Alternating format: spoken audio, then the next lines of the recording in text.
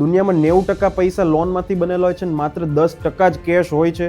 એટલે કે એક્ઝામ્પલથી સમજીએ, જ્યારે તમે કોઈ પણ લોન લ્યો છો ત્યારે ન્યૂ મની ક્રિએટ થાય છે. બેંક પાસે પહેલેથી પૈસા હોતા જ નથી. બેંક કીબોર્ડથી ડિજિટલી પૈસા બનાવી ફ્રેક્શનલ રિઝર્વ સિસ્ટમનો યુઝ કરે છે, જ્યાં તેઓ 5 થી 10% જેટલું ડિપોઝિટ રાખીને બાકીના પૈસા લોન પર ચડાવી દે છે, જે એક બેંકમાંથી બીજી બેંકમાં સર્ક્યુલેટ થતા હોય છે અને આવી જ રીતે પૈસા મલ્ટીપ્લાય થાય છે. જ્યારે લોનને રીપેમેન્ટ કરી દેવામાં આવે છે ત્યારે આ પૈસા સિસ્ટમમાંથી ડિલીટ થઈ જાય છે. એટલે લોન રીપેમેન્ટ જો વધારે થશે તો મની સપ્લાય પૂરી તરીકેથી ઘટી જશે. કલ્પના કરો કે જો બધા જ લોકો એક સાથે પોતાની લોન ચૂકવી દે તો માર્કેટમાંથી પૈસા ગાયબ થઈ જશે, ડિમાન્ડ ઘટી જશે, બિઝનેસ બંધ થઈ જશે અને ઇકોનોમી બહુ ખરાબ રીતે કોલેપ્સ થઈ જશે. એન્ડ હા, કરન્સીને ગોલ્ડની સાથે કોઈ ડાયરેક્ટ લિંક નથી. 1971 પછી પૈસા બિલીફ એન્ડ કંટ્રોલ ઉપર જ ચાલે છે. જો માર્કેટમાં વધુ માત્રામાં પૈસા પ્રિન્ટ કરવામાં આવે તો ઇન્ફ્લેશન આવવાની શક્યતા છે, જેના લીધે કરન્સીની વેલ્યુ ખૂબ ઝડપથી ઘટી જશે. આ સિસ્ટમને ઇન્ટેન્શનલી ડેટ બેઝ રીતે ડિઝાઇન કરવામાં આવી છે, એટલે લોકો ડેટ ફ્રી થશે એવી કોઈ જ સંભાવના નથી. જ્યાં ગરીબ અને મિડલ ક્લાસ લોકોનું